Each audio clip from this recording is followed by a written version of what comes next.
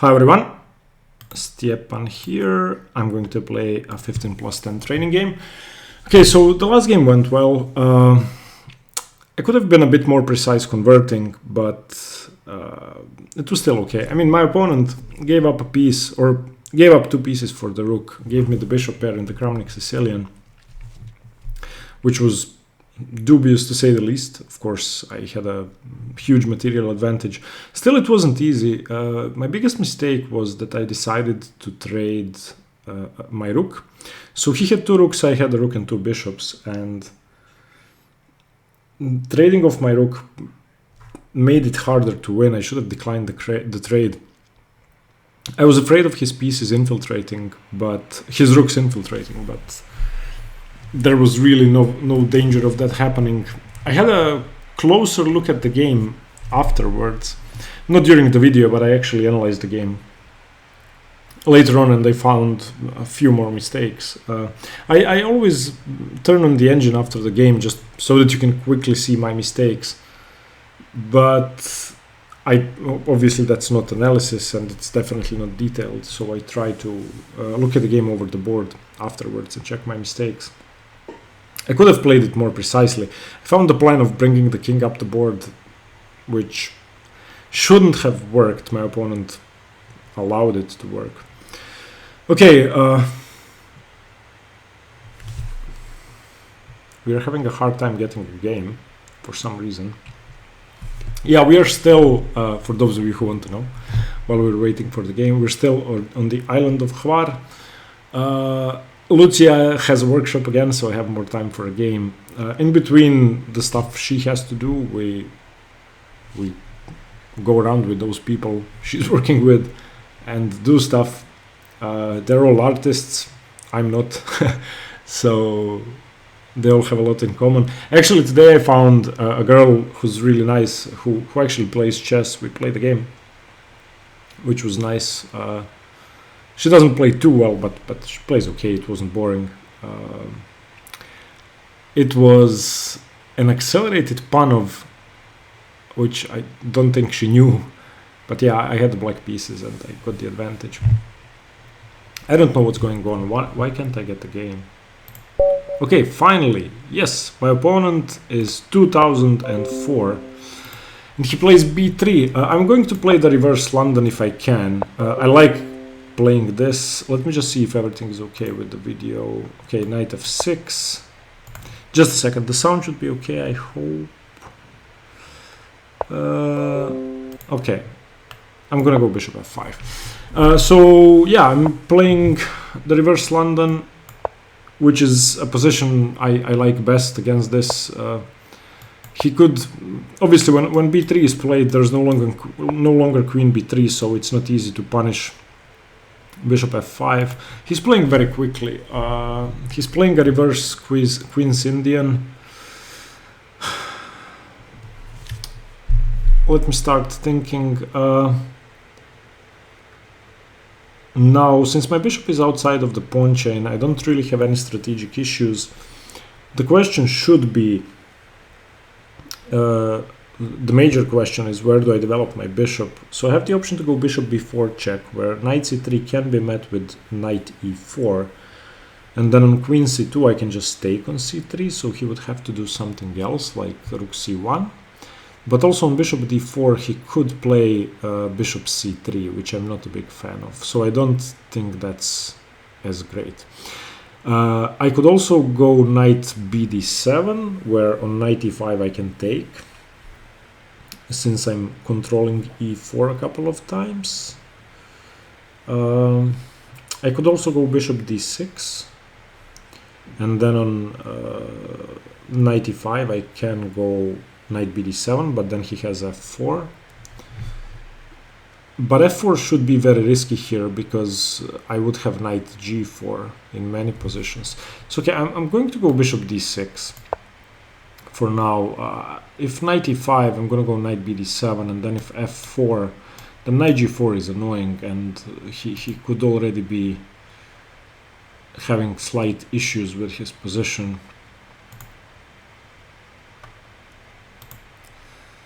Okay, so usually people prepare e4 in this structure.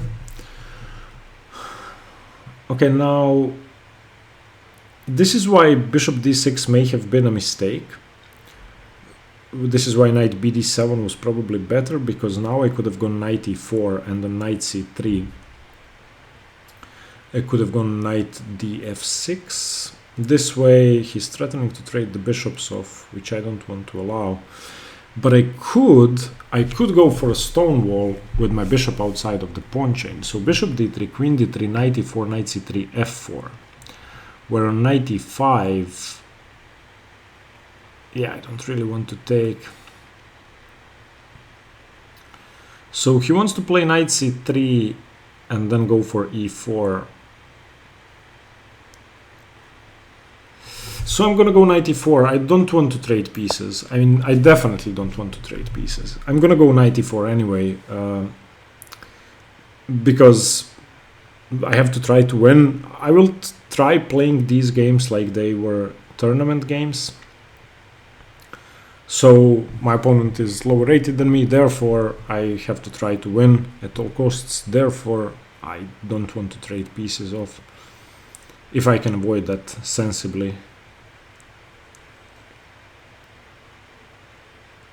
So now, of course, if he takes, I take with the pawn.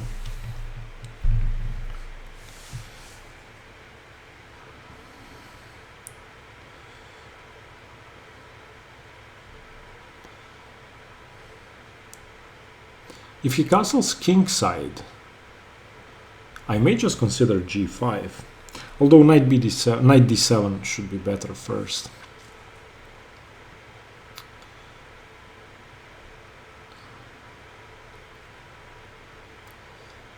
Yeah, I've seen one game between, I think it was Richard Rapport with white against Magnus Carlsen. Yeah, no, I'm thinking of a different game. That was the London versus Daretti. Okay, so now I can go knight d7, and then on knight c3 I can go knight df6. If he takes on e4 now, I can just take with the pawn, so I should still be fine. So I'm just going to develop. He isn't threatening to win any material. Knight c3, knight df6. On knight e5 I can just ignore it, and if he plays f3 I can then go knight c3.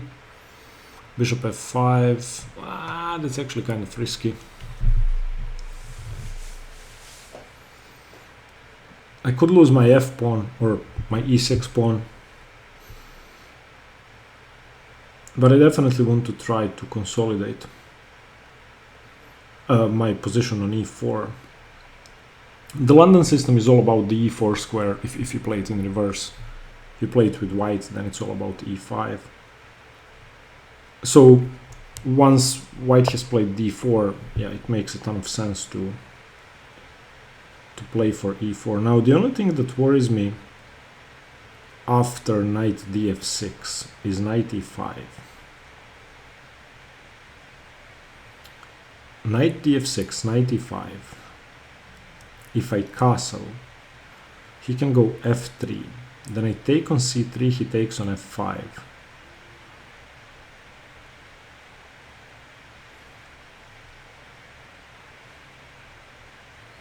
Well, I would still have the option to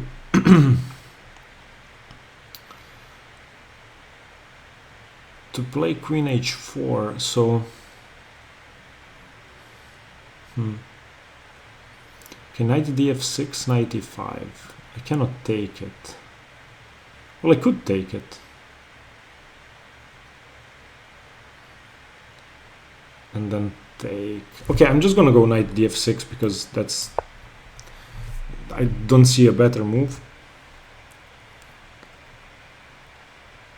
He could also go knight d2.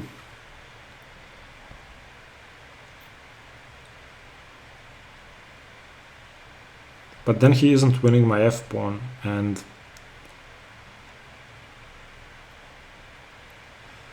he hasn't castled yet. This is actually the problem. This is a position in which...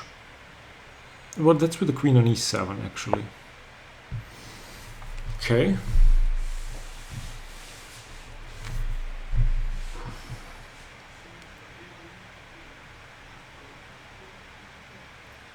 I wasn't even looking at this.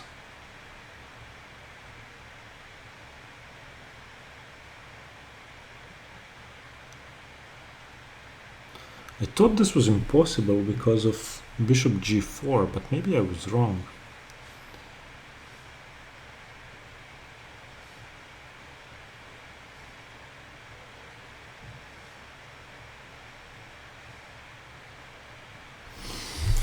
I just thought he couldn't do this. Okay, bishop g4. If f3, I take on c3.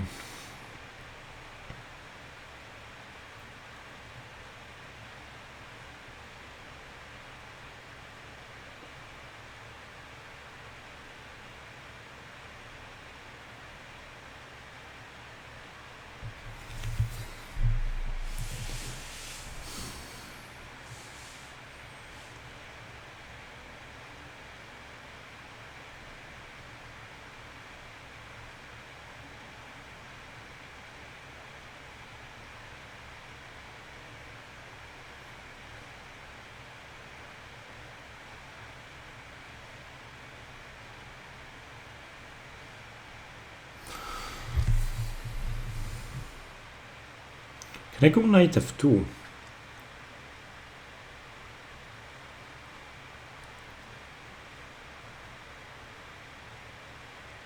Okay, I have to calculate this. Knight takes f2.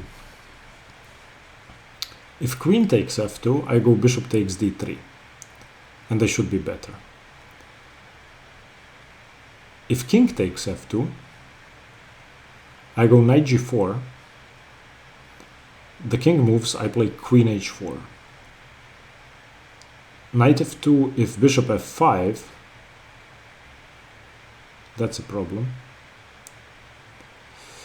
But I can't just take on h1. Knight f2, bishop f5, knight h1, the bishop moves.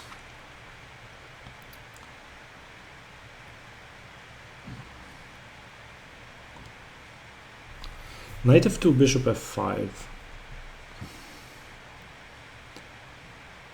Knight h1, bishop d3, let's say.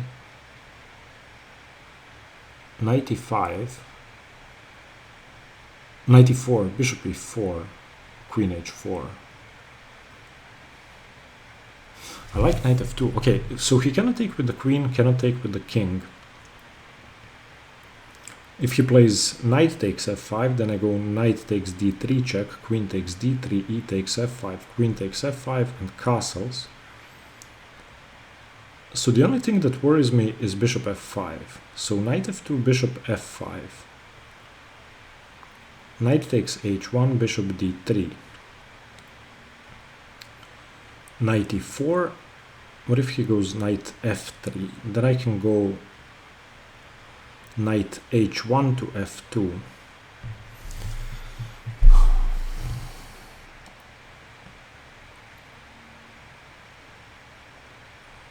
Knight f2, queen f2, knight d3. Bishop d3. Knight f2, king f2, knight g4 is good. Knight f2, bishop f5, knight h1, bishop d3, knight e4. What if knight e4? Then I have to take, then bishop takes, then queen h4. I think it works and I'm going to do it. It may be risky, but I think I'm okay in every variation.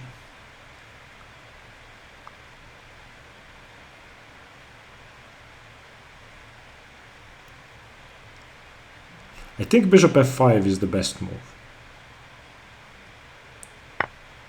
He takes with the king, okay. This is much simpler now. He cannot take with the king because I have knight g4.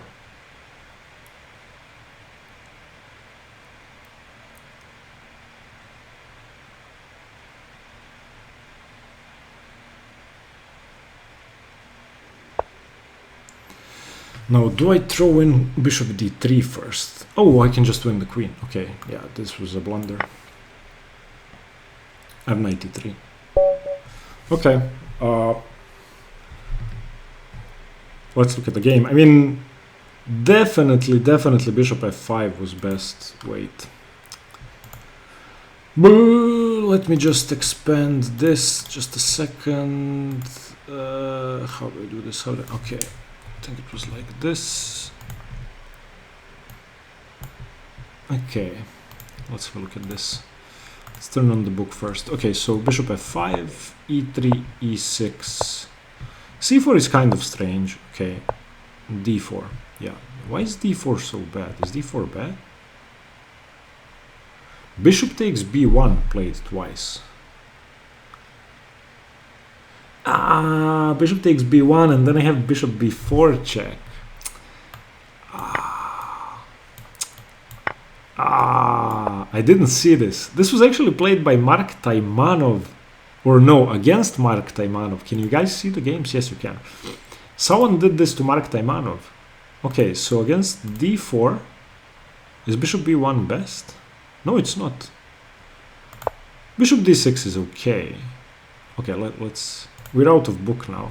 Bishop d3, knight e4 is okay. Queen c2, knight d7 is okay. Knight c3 here. Knight h4. Yes, knight f2 best move. Yes. Okay, so let's just look at all the lines. So if he takes with the queen, then I just take on d3, and that's game over. But I thought he could take with the bishop. This is so lost. He saves the bishop. Why does this work? It's still the same tactic. It's still the same thing. I can just go knight g4 attacking the queen. Okay, yeah, I didn't see this far. Hopefully I would have seen it. Okay. So, yeah, what he did is just bad. Okay, and then even king f1. It's just... And knight e3 is not the best move. Okay, now it is, yeah. Okay, well, yeah, I'm happy with this one. This was a smooth game. I love the reverse London. I just love the opening. I always get good positions with it. But I have to remember this pattern. Let's have a look at this again. So if they play d4, you go bishop b1, queen b1. What happens on rook b1? So nothing. You still go bishop b4, and the king goes to e2. The king has to go to e2. Yeah, that's pretty bad. Queen b1 still. Yeah, now the king goes to d1. Ooh, this is very scary. Okay, I have to remember this pattern. So the position is... when the knight hasn't been developed to c3 yet. So he probably should have played knight c3 first, yeah, or bishop e2. Knight c3 makes sense, and then d4. Okay. Okay, thank you guys for watching. This is probably the first game where I made no mistakes or no real mistakes. Let's see what the thing says. Request a computer analysis. I just want to see how many mistakes I had. 0 inaccuracies, 0 mistakes, 0 blunders. Okay, well, I guess bishop d6 is an inaccuracy at least, because I had bishop b1 retaining the advantage. Yeah, okay, yeah, knight h4. Knight h4 was a blunder, after which knight f2 just works. Okay, thank you guys for watching. See you tomorrow. Stay tuned for more chess. Bye bye.